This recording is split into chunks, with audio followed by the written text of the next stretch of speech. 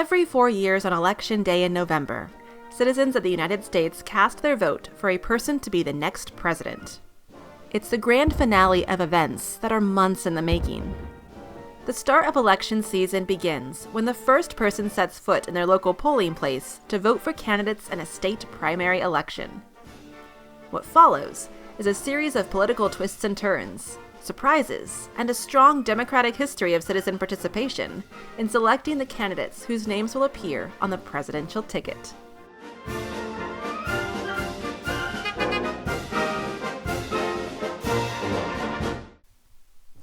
The journey to the presidency begins many months before the November general election day, when people begin declaring they will run for office. One by one, potential candidates announce to the public that they will be campaigning to be president. To campaign means to carry out a set of organized activities and actions to achieve a goal. In this case, the goal is to be the next president of the United States. From there, candidates inform the public of their views and goals for the presidency. They release television ads, use social media to spread their messages, visit states to see people in their local areas, and even participate in debates against other candidates in their political party on national TV. Before you know it, it's time for the first primary election. A primary election is an election held by a political party to choose their candidate for the general election.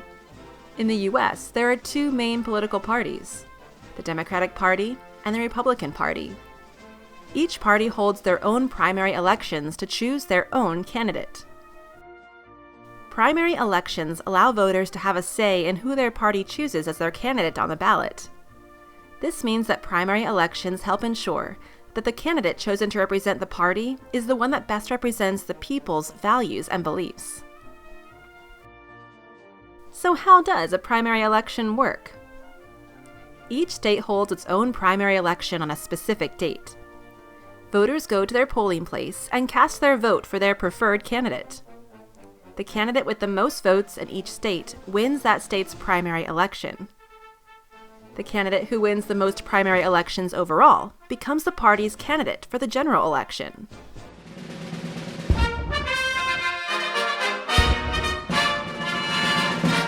Hold up, not so fast.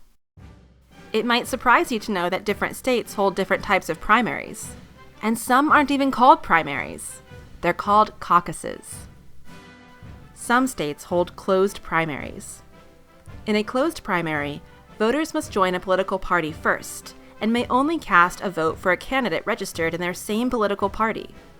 So, for example, a Republican can only vote for a Republican candidate, and a Democrat can only vote for a Democratic candidate. In an open primary, voters can vote on a candidate regardless if they are registered with a political party. A caucus is a bit different. In a caucus, people meet in smaller groups to choose their candidate. In some caucuses, people vote by secret ballot. In other cases, they may divide into groups based on the candidate they support, and are counted by hand to find out which candidate has the most support. Primary elections happen on different dates in the months before the general election.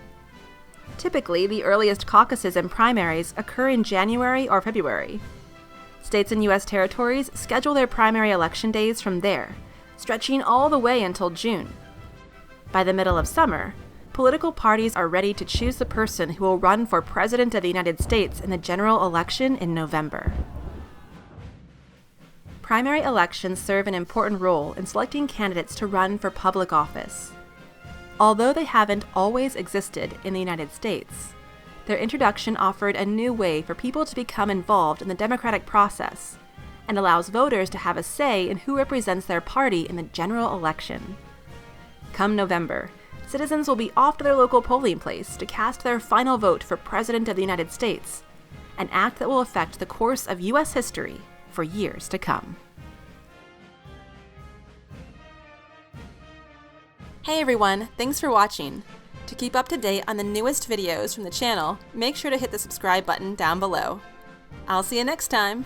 In the meantime, keep pursuing history.